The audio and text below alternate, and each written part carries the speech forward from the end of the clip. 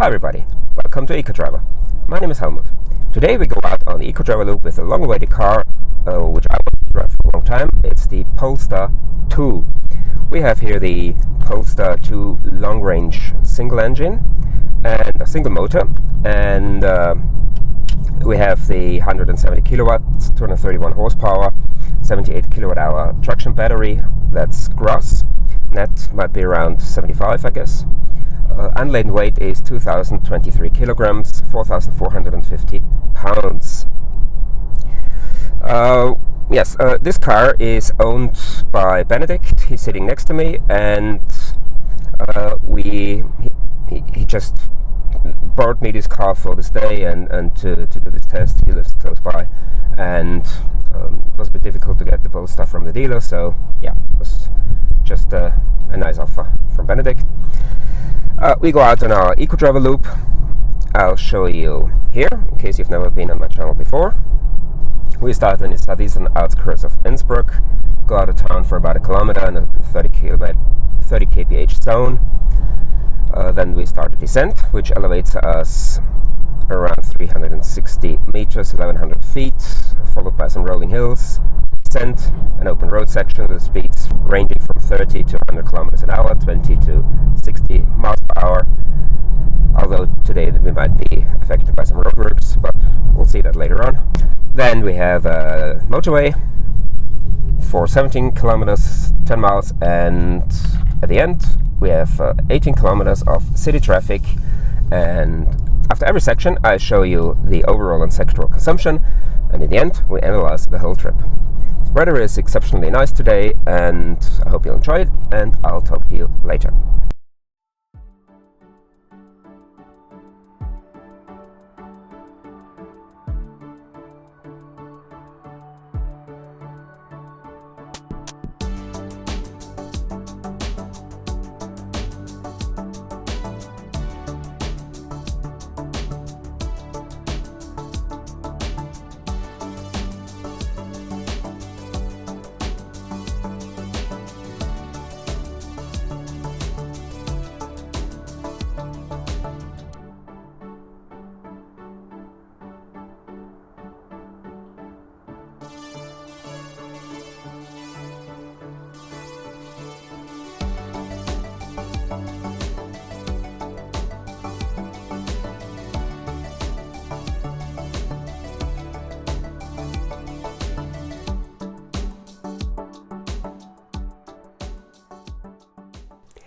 At the end of the climb, we see 41.1 kilowatt hours per 100 kilometers.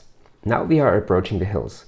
Here it is important to use the change of gradient to reduce the amount of energy used. Build up some momentum on the way down, of course within the legal speed limits, and use this to get into the next climb. On the way up you can reduce the speed a bit, and once the road flattens you can re-accelerate. I'm talking only about a couple of kilometers per hour or miles per hour. Imagine, just like on a roller coaster. What also helps you a lot on terrain like this is when the car is able to coast, like this one. That means when you take your foot off the accelerator, there is no braking, which, yes, regenerates some energy, but never as much as you invested beforehand or have to invest afterwards. That requires some considerable looking ahead, reading the road, and maybe knowing the road. Otherwise, you will be on the brakes, or the car will brake automatically, all the time. And that wastes energy.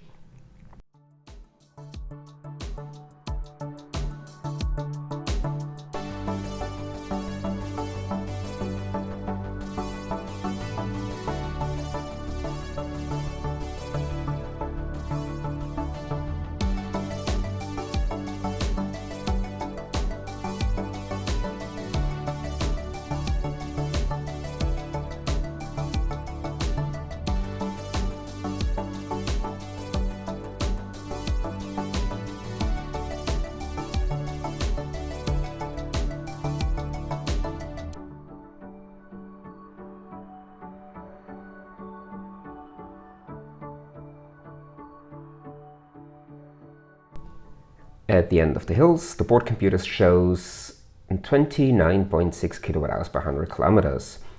Now, on the way down, it's important to avoid actively using the accelerator, as our old friend gravity is doing the job of pulling us down. We've got 2 flat sections, and if there's no other slower traffic blocking us, we shall be able to pass those sections without the use of the accelerator, as we go into those with enough momentum and stored kinetic energy to pass them just by coasting.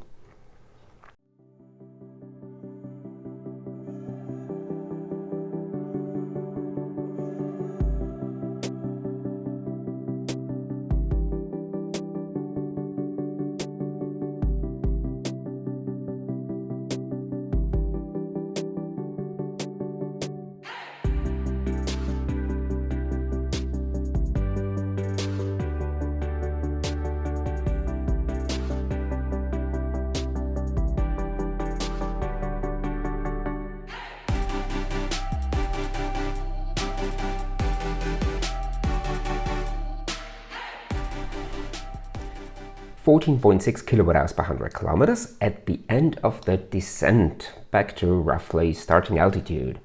This gives us already a good indication of where we might end up. The descent was perfect, as there were no tourists or other sleeping pills preventing us from going down very efficiently.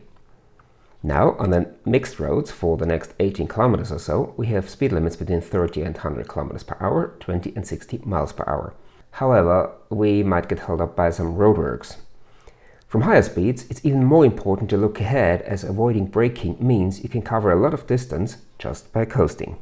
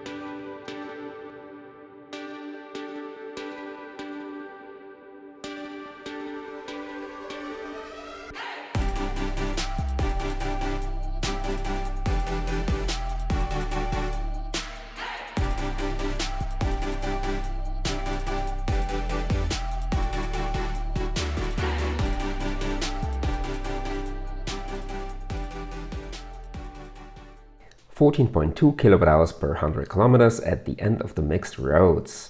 As expected, we had to wait at the roadworks, and then we were held up by a cyclist we couldn't pass. Otherwise, it was quite a smooth ride. On the motorway, we are restricted to 100 kilometers per hour, 60 miles per hour, although with an EV we are allowed to go 130, which I won't do, as firstly for efficiency reasons, and secondly for comparison reasons, as traffic is quite unpredictable here. Sometimes we can go 130 quite easily for the whole distance, sometimes you're stuck behind traffic at 100 kilometers per hour on the left lane all the way.